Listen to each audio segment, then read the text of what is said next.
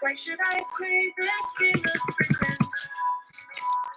Remembering through This says there are 5 people on. Hey, whoa, all of a sudden 10 people. Maybe including me. So hello from Ekstrom Residence. I'm actually stolen Justin's desk because it's right by a window.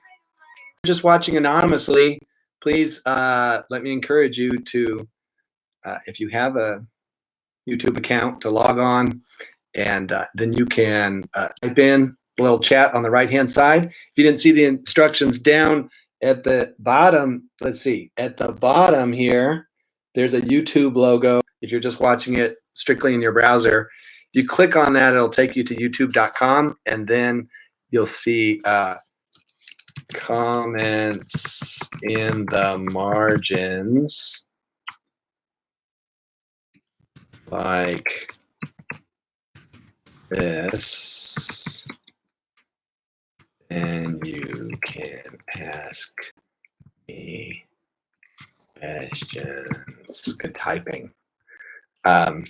If you're just going to watch anonymously, I guess I could just have recorded a video. It would have been better quality to this, and it would have been shorter than this, but I'd like actually some feedback. Hey, there's our first login. Hello, Aaron. Hope you're doing well. Aaron, true or false? You have done the AP Classroom Unit 5 practice, A, B, and C. And there's Donovan. It's okay if you haven't done it.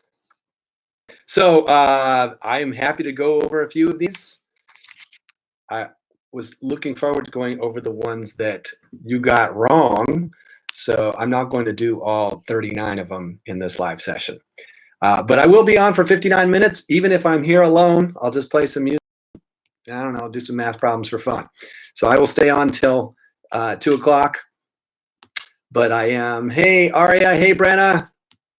We've got 4 people on, woo! Actually, it says 12 people up in, let's see if I can get, at least on my screen, it's over here and it says 13 people. The first time I've ever done this, though I have been on the watching side, usually for like nerdy music videos. I like Rick Beato as a music producer, and he talks about how to produce rock albums. But I've never been on the hosting side of this, so I hope this works. By the way, I have a rinky-dink setup here where I'm going to flip my laptop over so that the camera, I don't have a webcam, and YouTube won't let me use my phone, my tiny phone, until I have 1,000 subscribers. So don't think that's going to happen this week, but I can dream. Apparently, once you have 1,000 subscribers, you can walk around the streets doing live streaming with the mobile app. Okay, well, I will wait a little bit longer. It's 1:04. We'll see how many other people log in. Can we get up to 10? We've got 14 viewing and 5 or 6 in the comment section. Yeah, thanks, Sam. If you could head up that campaign for me. I'm not exactly sure. I haven't even gotten to 10. So we're going to need to get to 10, baby steps, then get to 100. And I don't know if it's worth it just so I could use my phone. But I will. If I do more live streams, I will borrow Matthew's webcam. The one I found in the house doesn't actually have the right USB connection. So, hey, Lizam. And there's Justin and Morgan. This is Justin. Morgan signed in. Okay. So Justin's on Morgan's computer. Morgan's on Justin's computer. Oh, I see. Morgan's not even there then? Hey, Kelly. Guys, I don't know if you've ever, you probably have way more experience with being live, but I don't know how to look at the camera. The camera's up here and my face is down here. And my wife told me I look stupid looking down the whole time. So this is my representation of a typical AP statistics student. And I'm putting this over my camera so that I can look at the smiling face and imagine I'm looking at all your smiling faces so that my eyes will be up here. I'll try it. Hey, Zach. Rachel and Allison. Hope you guys are doing great. I don't know about you, but I haven't been working too hard. And we have Disney Plus and Netflix. And well, I don't know. My wife's kind of tapped me out on cooking shows, but I've convinced her to watch a few things, including what did we watch? We watched Legally Blonde. That wasn't too hard. She's seen it like 20 times. And we're watching some Star Wars movies. And we're going to catch her up on the first trilogy. Okay. I was looking at results, and first of all, block one wins as far as people. I've got 13 people, 13 out of 16, or 13 out of 17 did all 3 assignments. So thank you for that. In block 3, I've got 8 or 9, so that's at least half. But I'm sure those of you who haven't done the AP Classroom assignments will do that today. I will assign what I'm calling a preliminary test for Unit 2. It has, maybe the first thing I'll do, and here I go, I'm switching, I'm flipping the camera, and I'm knocking papers on the floor. And I'm going to go through this checklist. One moment, I have to set up my monitor so I can see what you guys are seeing. Let's see if this works. You should see this in view. And I'm just going to make a few notes on this. Here's the first topic, and it's general probability distributions. What does that mean? Well, a lot of times if they ask you for a distribution, don't forget that it just looks like a chart. Like, you know, I have, I don't know, say you're going to, you have a chance of seeing a show twice. You could go 0 times, 1 time, or 2 times. And then there's the probability. On your quizzes, which I have not entered in view, but, and I have no way of handing back to you unless I'm going to scan them. Some people didn't know what a probability distribution was. So I don't know, maybe that's a good place to start. A probability distribution is a chart that lists all the possibilities. And I'm saying you could go to, I don't know, you're going to go see Aaron in Crazy for You whenever it actually is staged. Maybe sometime in September. I'm just kidding. I don't know when it's going to be staged. And you can go up to 2 times. Well, there's all the possibilities. You could go never, which would be rude. You could go once, which would be kind of friendly, or you could be a huge fan and go twice. And then there's a probability of say, well, you know, maybe the 30% chance of you being rude, it's most likely that you would go once. And then, you know, if you really like it, maybe there's a 10% chance. And of course, these will all add up to 100%. And then you should know how to calculate a mean. Make sure I'm still on camera here. Then my monitor just blinked off because I'm on screensaver.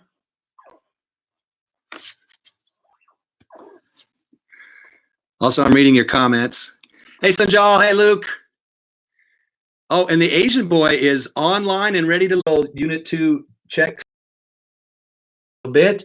You don't have to have this printed out, but that would be nice. Also, you just get out a blank piece of paper and write down these few things. So before we even get to binomial, I think it's important to realize that there are just probability distributions that don't have a certain shape. They're not either or. Look at this chance of me going, let's just say we don't have independent probabilities in this situation. So this is not a binomial situation.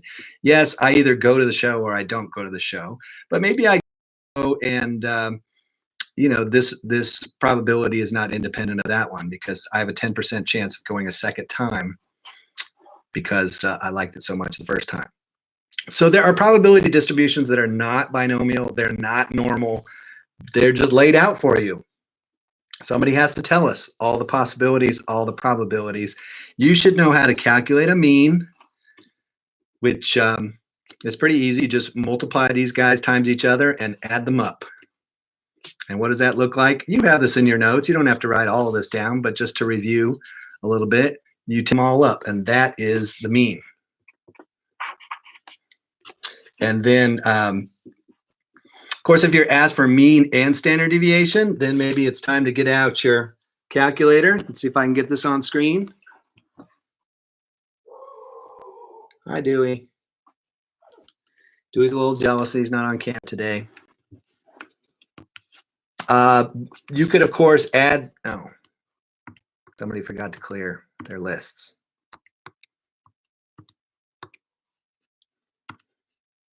Clear, enter. Right, so instead of doing this by hand, you could, of course, put the values in there and then put in your probabilities over here.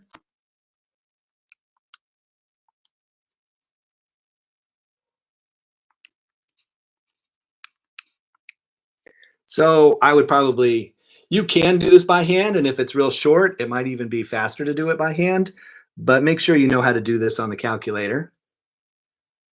And how do we do it on a calculator? Stat, calc. You have to tell your calculator that you have two lists, and then you cannot do n times p for something that's not binomial, and some of you did that on your quizzes. What else do I need? It's not, because there's a lot more zeros, people not going to see Aaron's show, than there are people going twice. So the average is 0.8. And then finally, we look for a standard deviation. The formula for this, and some of you tried to use the binomial standard deviation for something that's not binomial, and so your standard deviation didn't make any sense. If you're going to do this by hand, you have to take every value and subtract it from a mean, and then multiply it by p. Okay, so that's the first checkbox. I can't go through all of these in quite that detail unless I have specific questions. Let's see, I'm going to take a second to read the comments. People saying, hey, I'm here, and now Justin destroyed my house. I will make him pay. I've never tried Minecraft, but I know at least what Justin and Brenner have been up to. Wait, and Drew retracted the message. I missed that. Zach also joining in on the Minecraft destruction. Then you will be asked problems about probabilities. This is pretty simple, multiplication rule, and just to realize that you cannot do continuous probabilities with multiplication. You have to do it with area. Usually that's with the normal table or the normal function on your calculator. Okay, so binomial stuff will be on there. I think we've done a lot of that homework recently, so I don't need to go through these, but make sure you see these. Calculate the mean and the standard deviation of a geometric. That's been a little while, so maybe I should write that down. What is the mean? I should ask someone to answer for me. What is how do you calculate the geometric mean? It's pretty easy. Anyone in the class?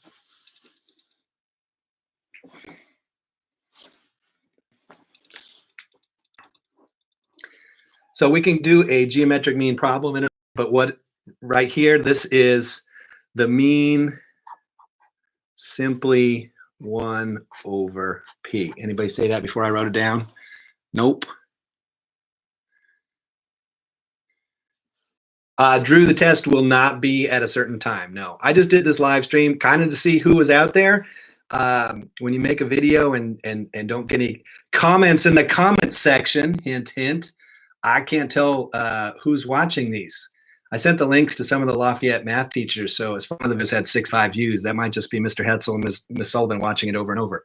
So I'm just happy to see you guys, if not your shining faces, at least your shining names, and see what you guys are up to. But no, the test will be in AP Classroom for a couple days. You can take it at midnight if you'd like. I ask that you take it without any assistance from another person, but as far as I'm concerned, it's open note. Pretty hard to do a take-home test that's not open note, unless I have your, mom videotape you while you're doing it. Any other questions? And I do have a monitor off to the side here, and it keeps going to sleep.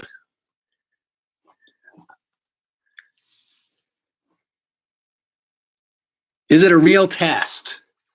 Well, I'm calling it a preliminary test, so it's almost like take one. If you get an A on it, you will not have to take this test again. If you don't get an A on it, we'll just count it as a practice test, and I'll give you other questions that are in similar format. The teachers at Lafayette are going to get some kind of update this week. I'm in a video conference tomorrow morning with Dr. Miani.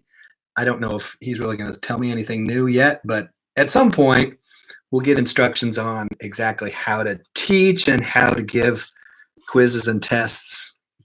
But I didn't want to wait that long with you guys because, you know, as I said in a previous video, I don't want to wait put 3 weeks into 1 week. Could you talk about point estimators? Yes. I don't know if you saw in my answer key, Donovan, that point estimators are getting a little bit ahead of ourselves. They're really in chapter 10.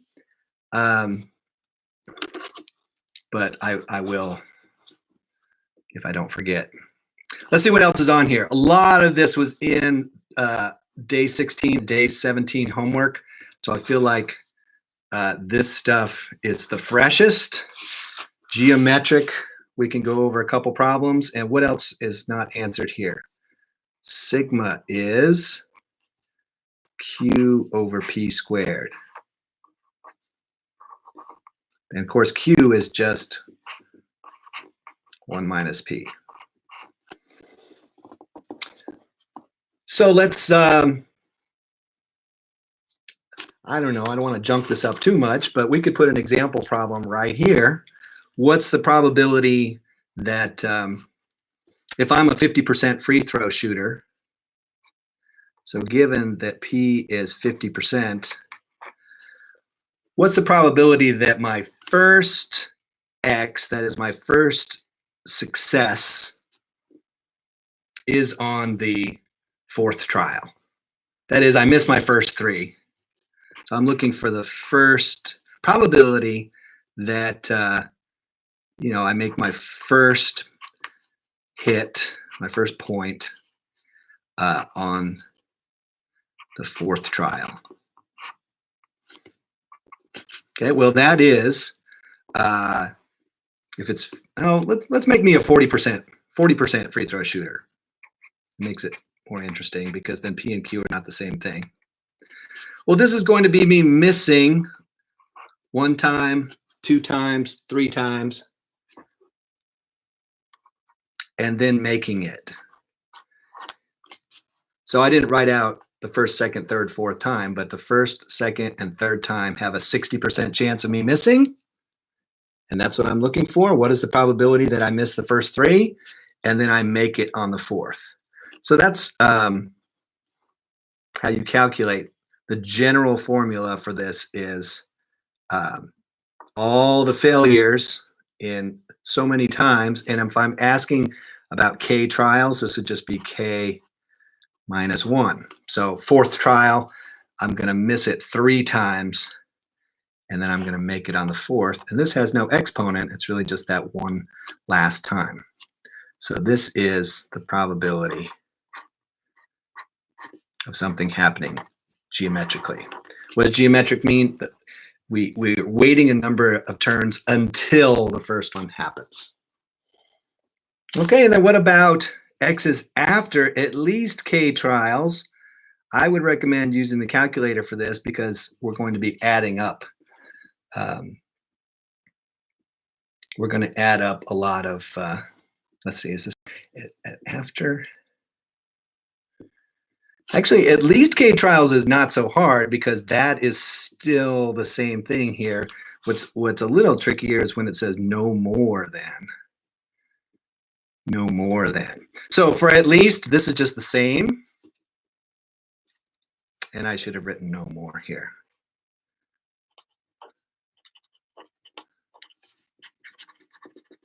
So what is the probability that our first success is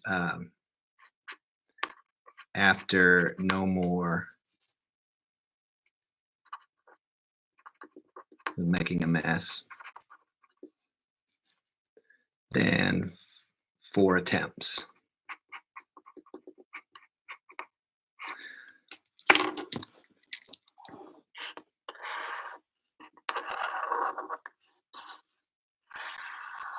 Well, this is the probability that I make it on the first try, plus the probability that I make it on the second try, plus the probability that I make it on the third try, plus the probability I make it on the fourth try. And so it's nice that I have a calculator. I don't have to calculate 4 probabilities. Frankly, doing a single probability just using multiplication is probably faster than using your calculator. But when you get these cumulative ones, let's use the cumulative function. And let's see, check my monitor, see what that looks like. The glare is not too bad. Let's go to geometric CDF. So now I will ask it, what is the probability that I only have to wait to the first, plus the probability of waiting to the second attempt, plus the probability of having to wait 3 times, or finally having to wait till the fourth first basket. And that would be probability of success. I told myself I was a 40% free throw shooter, probably accurate. And now CDF, X just means where do we stop? So no more than is actually including the 4. All right, so we're going to stop at 4. And then that'll give us, see, so there's almost, 87%. That's not a guarantee, but you're very likely, even if you're a really crappy free throw shooter, to make one in no more than 4 attempts. Either the first time, the second time, third time, or fourth time. Okay, so that's geometric. That's not a very big part, as you can tell by this list. The lion's share of the questions are the Unit 9 stuff. There is no, from the book, no Chapter 6 stuff. We took a big quiz on that with all those additional probabilities. And then we did quiz corrections on that. So I'm not putting that stuff on the test. I'm not using the original test. I'm using an AP Classroom version of the test. And it only has these 4 topics. Let's see. I want to go over a couple things, and then I'd like you guys to ask me questions. I'm going to take a second here to look at your comments. Camera back on me, as Steve Martin used to say. Oh, and my little flappy. Yeah, he's not. Hi, guys. Let's see. What have you guys been chatting about? Point estimators, governor, 2 today about summary. Yeah, the thing about the governor and the VDOE is that, and there's been a little bit of, they said this, and instruction and grading are a local decision, and they can have recommendations at the state level. And of course, for closures, the governor has that kind of control. But we're waiting to hear from our superintendent and then specifically from our principal about exactly how instruction will go on. Could I post this complete page on View? Well, Timmy, I have the blank checklist for you, and Brenner and Evan. But if you need the notes, I guess I can dress up a clean copy.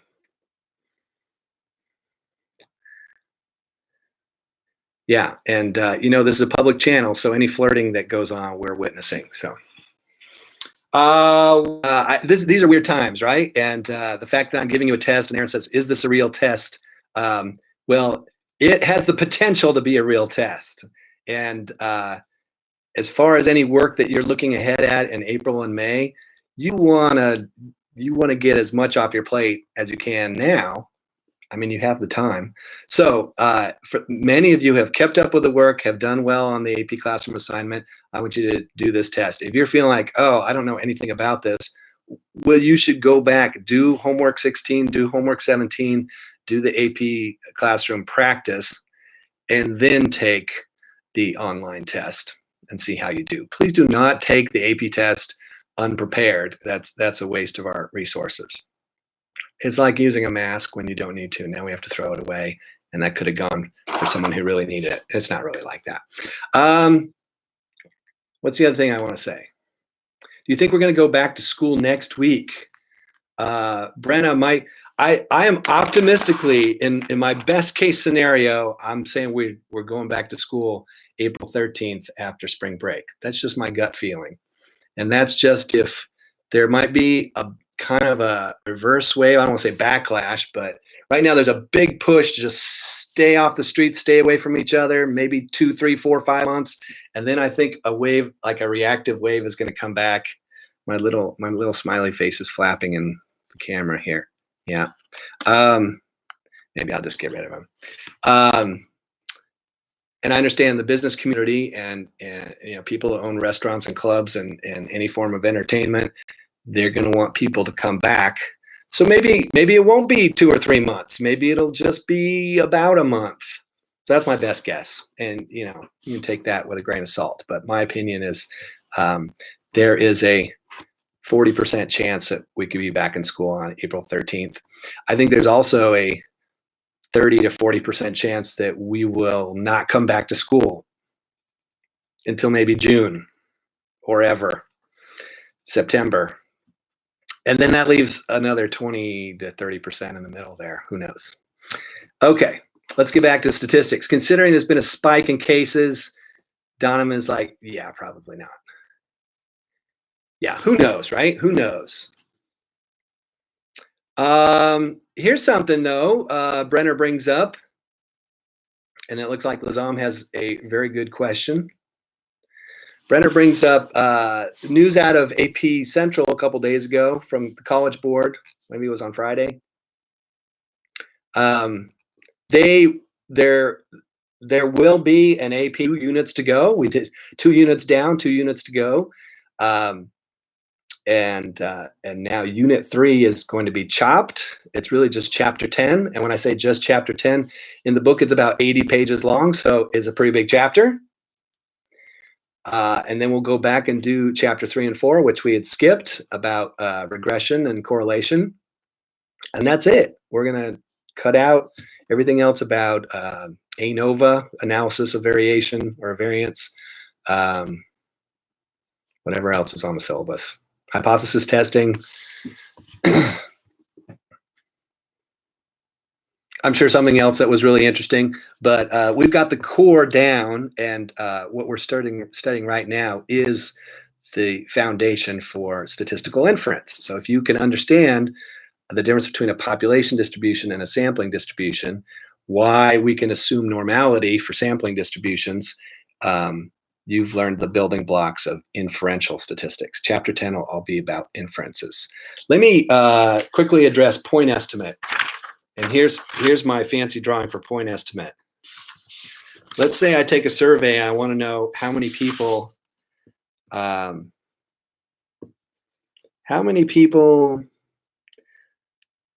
playing Minecraft this week.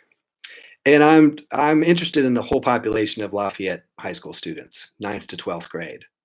But in my survey, it turns out to be, I don't know, 13%. Well, I don't know and nobody knows the Lafayette population.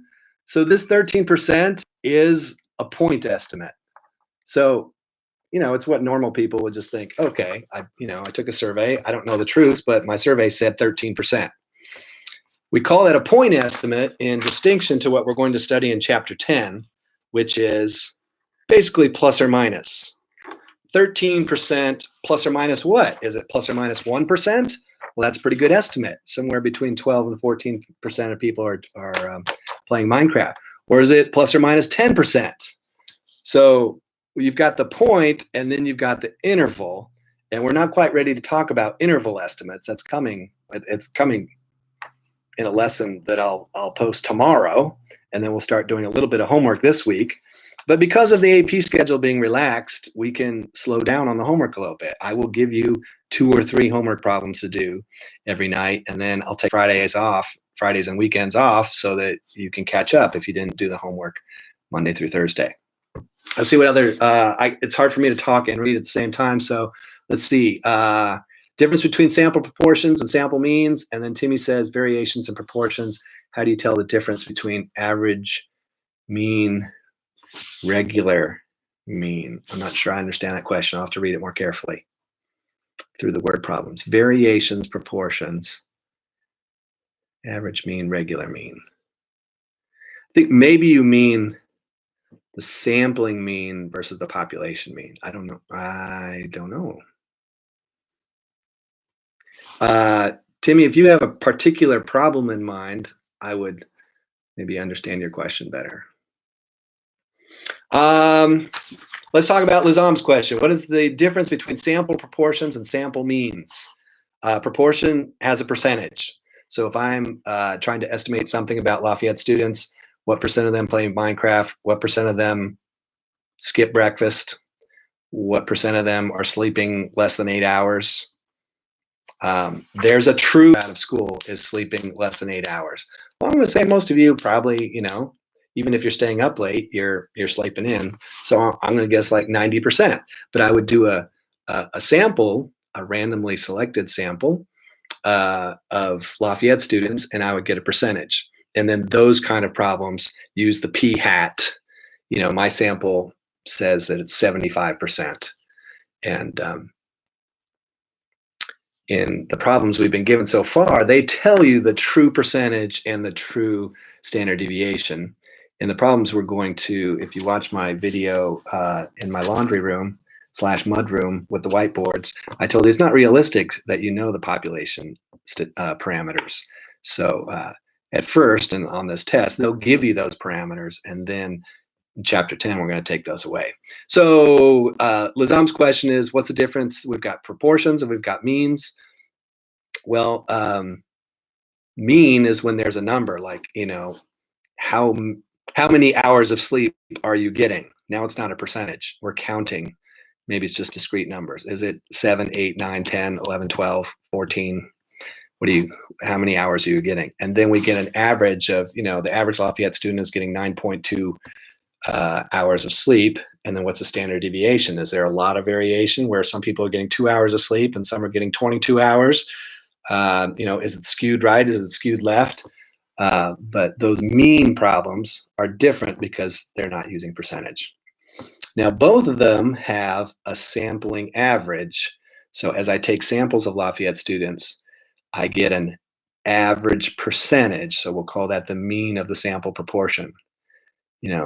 Erin does a sample, she gets 75% of students are getting more than 8 hours. And then Lizam does a sample, he gets, but we expect all those proportions to average to a mean sub p-hat.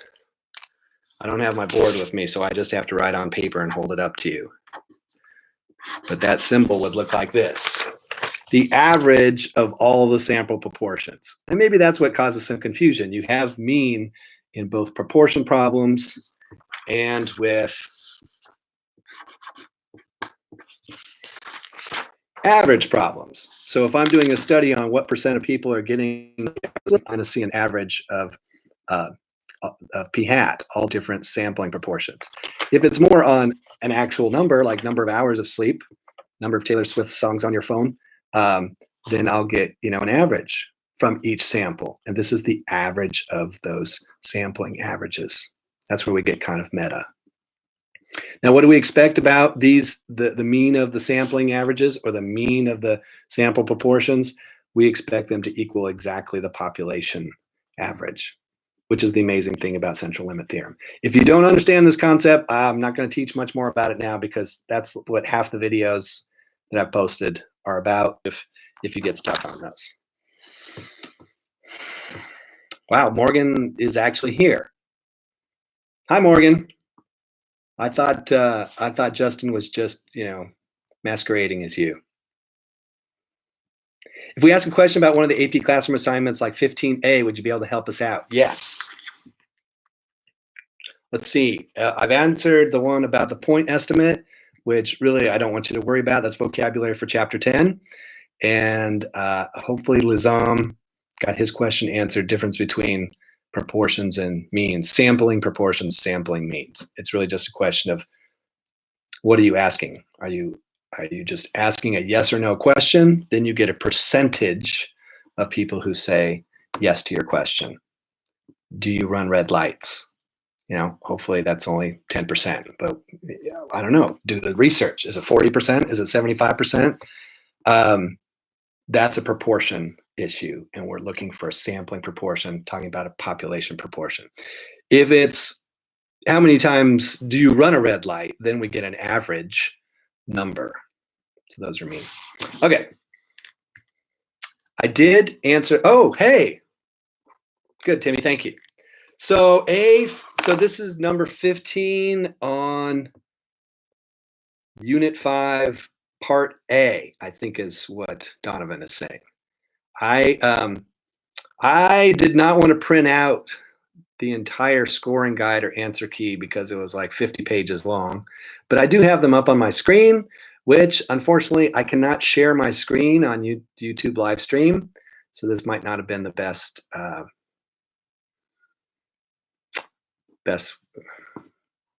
don't know. I guess I could have done, if I had done Gmail chat, that might have worked. I just didn't know what to do with 10, 20, 30 people.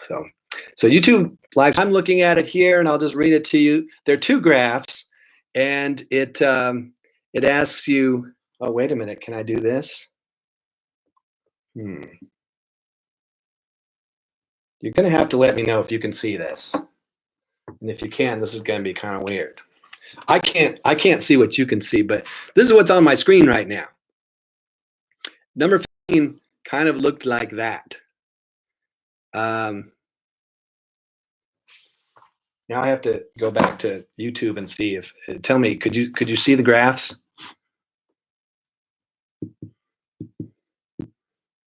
Could anybody see those graphs? Yes or no? We can kind of see it depending on how it was tilted. Oh, because of the glare? I'll try that one more time. But Donovan is specifically asking about this graph question, and then I'll just put this on paper. But okay, maybe if I tilt it with no glare. And it was asking about bias, and actually it was just asking about bias. So bias for an estimator, which is on the test and which is, I'm going to put this back in problem solving mode, except I dropped something here.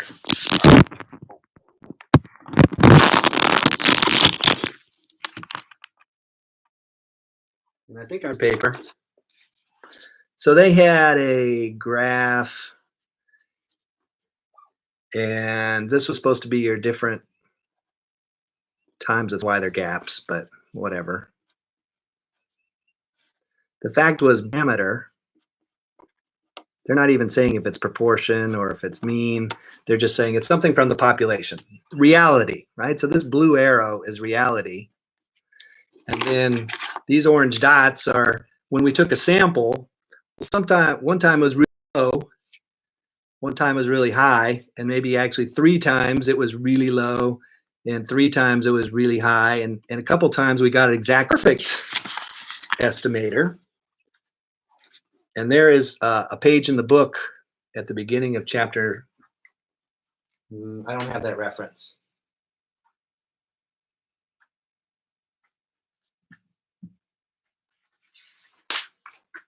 Beginning of chapter 9.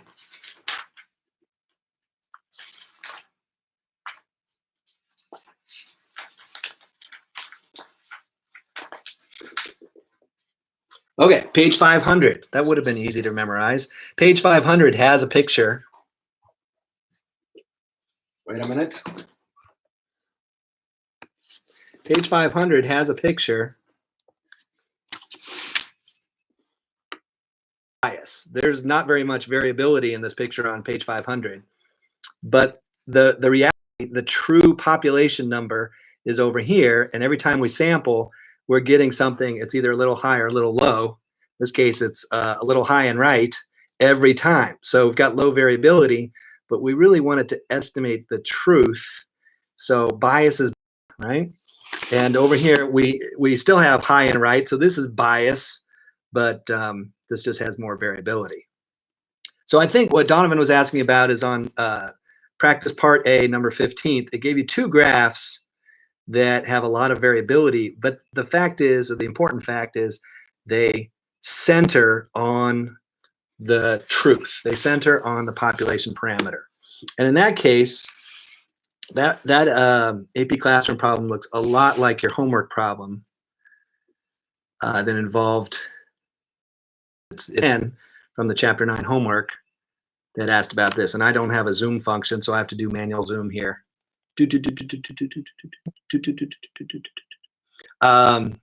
That bottom left graph there is unbiased. And you're like, whoa, it's missing a lot. How can you call it unbiased?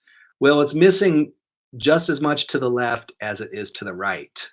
So the fact that it's centered or balanced means it's unbiased. Bias is a Greek word that means lean, so I guess you could think of it as one way or the other. It's often wrong, but it's balanced. So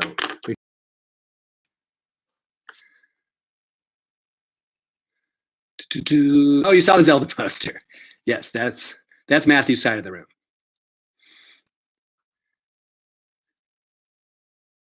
I was hoping more of you would do, and that is take a look and see which ones you got wrong, and then ask me questions. Any other questions? I do have all the solutions to the AP Classroom written in this form, but I thought, as a matter of fact, whereas Donovan's doesn't, it doesn't show the graphs, but as long as it's centered on the true parameter, you would call it unbiased. So if you have AP Classroom in front of you, hopefully these answer keys are useful for you. But if there was one that you needed more explanation, I am happy to go over.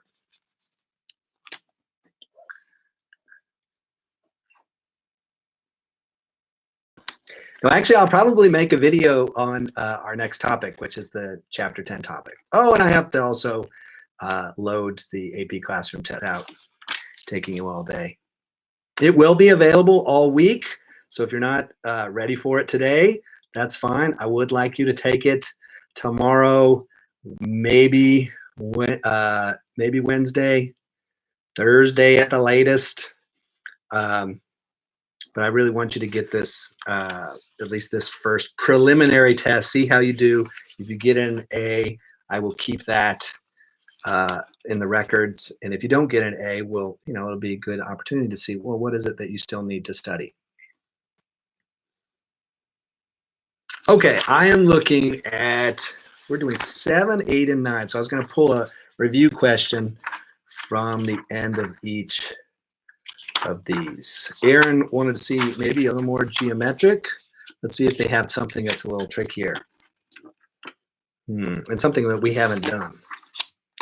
The end of chapter 7. Chapter review. By the way, I highly recommend reading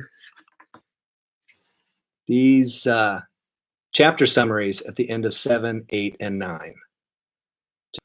For means and the rules for variances, when you add them together, subtract them, or multiply them. Let's take a look at, we could take a look at something really simple. Let's see. I think this was from AP Classroom. This is me thinking on the fly here.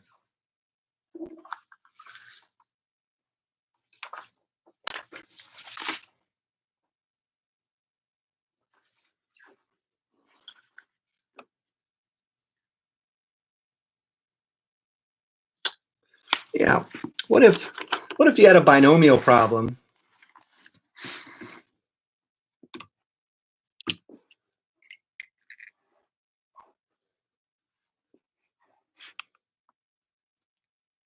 I'm trying to remember a problem that I just saw, just worked out, and now I don't remember it. I guess I'll just pull one out of here.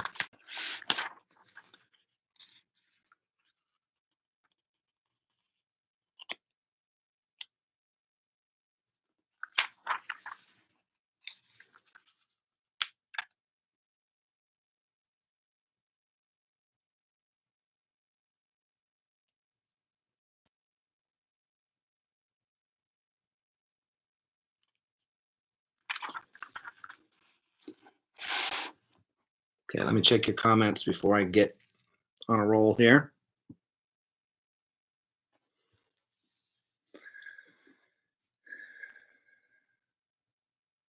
Okay, Donovan has another one maybe to talk about. That's 6B.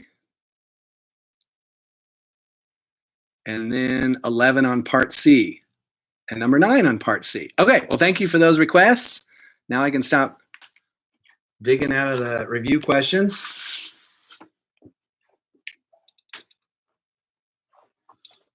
Let's see, which one should I do first? So we'll start with B. B was number 6.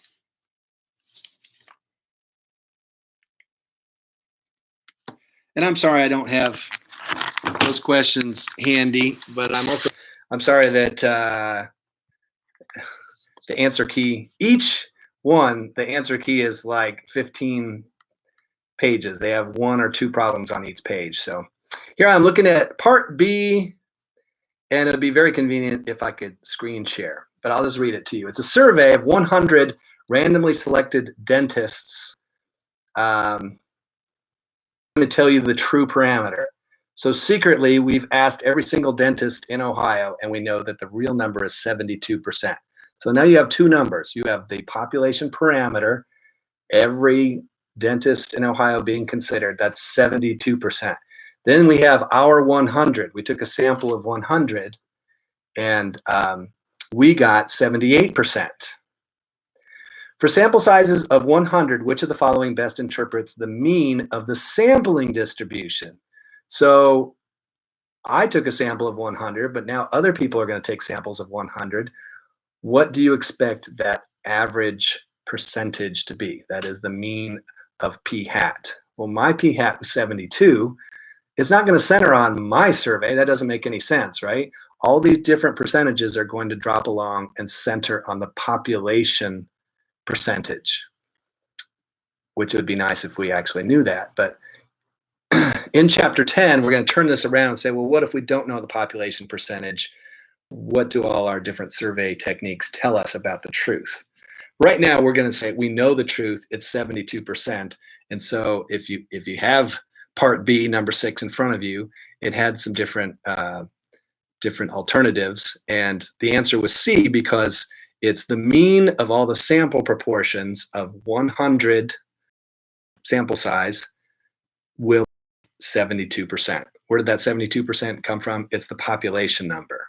The 78% was just our one number, which is not going to, be, we don't have that kind of power to make all the surveys in Ohio center on our one result, which was that would be answer D. Now, another mistake you could make, instead of saying the mean of all the proportions will center on 78% or 72%, is just to say that for all the samples, the sample proportion will be some number. And think about it. 50 people go out and do their surveys. Are they all going to get the same percent of dentists out of 100? No, there's randomness, right? So any question that says, the sample proportion will equal 72%, the sample proportion will equal 78% is too restrictive. That's like saying, I'm going to flip a coin 100 times, I'm going to get 50 heads. That's probably wrong. I'll probably get 48 heads or 52 heads or 51 heads. There's lots of other options other than getting exactly 50. So be careful about questions that are too precise. So that's Donovan's answer. Let's see if I can get to Brenna's and Allie's. And then, as they say on the radio, sometimes they say, I'll take the rest of your questions off the air. So let's see. Brenna asked about 11 and Allie asked about 9. I guess I can do them in that order. I'm looking at my screen and seeing part C, number 11, asks us, if I can find it, child psychologists study the time in months that it takes for infant boys and girls to say their first words. This is the question I was looking for. This is just about mean. It's kind of interesting to think about standard deviation too. But let's read the question. So they did a sample of boys They did a sample of girls, but here's the thing. They tell you about the population, right? Which is not realistic, but somehow magically we know in medical situations, sometimes they have surveyed millions of people. So both boys and girls have the same mean. So that is the populations have the same mean, 8 months to say their first word. I think my daughter Kristen didn't say her first word till after 12 months. And then she really didn't talk till she was 2. And then she spoke in complete sentences. It was really magical and incredible. Meanwhile, Justin was talking before he was 8 months old, which kind of explains a lot about his personality.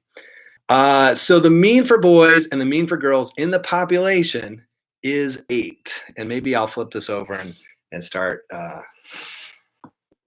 writing down the numbers. Well, or not. Maybe you can just, if you listen carefully, this won't be too hard. So the question is, Riley, a child psychologist, claims that for all samples of 40 and all sample of boys and all samples of 40 girls, the mean sampling distribution between them is going to be 0.2. Is she correct? And sorry, Riley, but this is Riley with an I. You are wrong, Riley with an I, because what do we expect all those sampling distributions to be? And here's my fancy graphics for you. Let's see. It's a little dangerous without my monitor because I can't tell. Oh, I can just go back. Hi, now I can see myself. You've got a population out there. That's the population. And now from that population of Ohio infants, which I imagine there's a lot of, we're just going to sample groups of 40 boys, 40 girls, but it doesn't actually matter because we were told they have the same mean. So the sampling distribution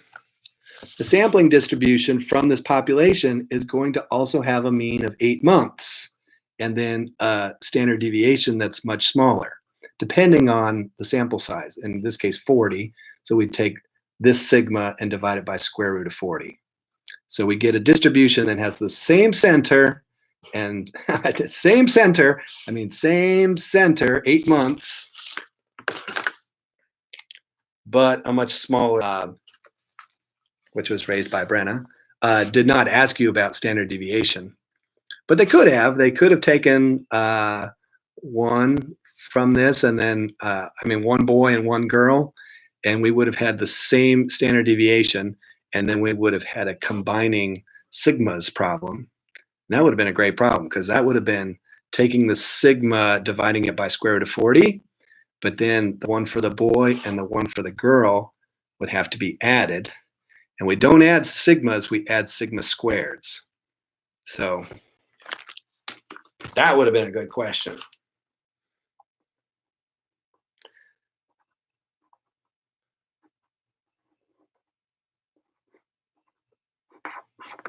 If you need to review our homeworks about combining, we never subtract, right? We never subtract variance. And if we did have a question about what would be the mean and the standard deviation of taking one boy and one girl, well, we would take their means and say, oh, the difference of their means is going to be 0. Why? Because 0. But what do we do with their standard deviations? Well, we look at the variances, we add them, and then we take the square root of that to get a combined variance. Okay, well, that was a little bonus to number 11. You're welcome, Brenna. And then Allie, number 9 on part C. What's that all about? Consider 2 populations of coins, one of pennies, one of quarters. We've got 2 different sample sizes. For some reason, we've got 25 pennies and we've got 35 quarters. There's different means for both of them. For the sampling distribution of the difference in the sample means, have the conditions for normality been met? Well, I might be able to direct you to, let's see, this page. I've lost my laptop stand, my fancy laptop stand here. Let's see. You found this useful? Hey, at least we know we're still alive and that we're out there. I find that somewhat comforting. I'll try to do thumbtacks so you guys don't have to. I mean, you're welcome to. Here we go. Let's see if I can do this without breaking my laptop. And I will get a webcam, or Still Matthews webcam. Let's see here. We're talking. Now I lost it. The answer was no. Let's see. That was her being no. Ah, shoot, I lost my place. Was it number 9? Conditions for sampling normality. The population is normal, or the population is, I'm sorry, the population is normal, or the sample size is over 30. I guess I better go back and read the question to make sure that's what Allie was asking about. So, have the conditions been met?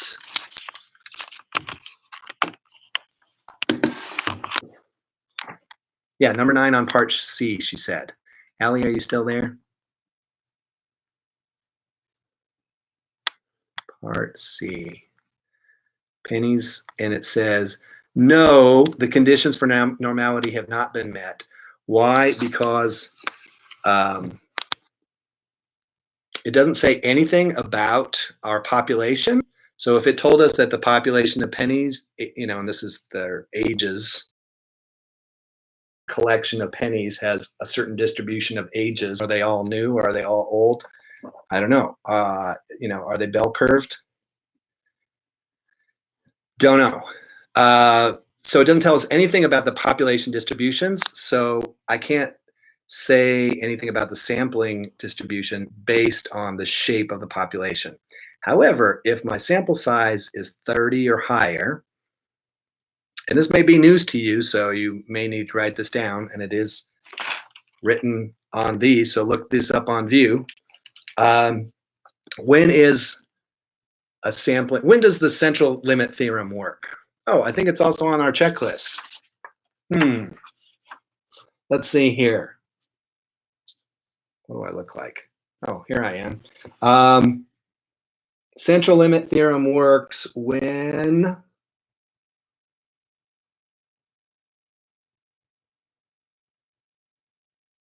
know these important facts. It's here somewhere. Oh yeah, the very first checkbox. I can read. This very first checkbox, know the prerequisites. Will you either have to have a normal population or you have to have a large sample size? So I hope that answers Allie's question. The quarters, they had a sample size of 35, so that was fine. The pennies, the sample size is 25. We knew nothing about the population shape, and so you can assume that the sampling distribution is normal, and then all bets are off. So all this magic with the central limit theorem can only happen if the prerequisites are met, and that's what some of these questions are going to ask. It would be nice. Can we assume that the mean is just the mean? Can we assume that the sampling distribution, what do you call that thing? Standard deviation is just sigma divided by square root of n? Well, all that magic works if the population has a nice bell shape already, or our sample size is big enough to overcome the skew. So even with a skewed population, once we get that sample size big enough, the sampling distribution is bell-shaped. Well, I could go on for another hour, but you've got other things to do. I think my wife will forget about Star Wars if I don't remind her and start early enough. So off I go. Thank you for tuning in. I hope you guys have a great rest of the day. Study hard. Email me your questions. And hey, and subscribe if you haven't already subscribed. I sound like a YouTuber. Thanks, guys. Talk to you later.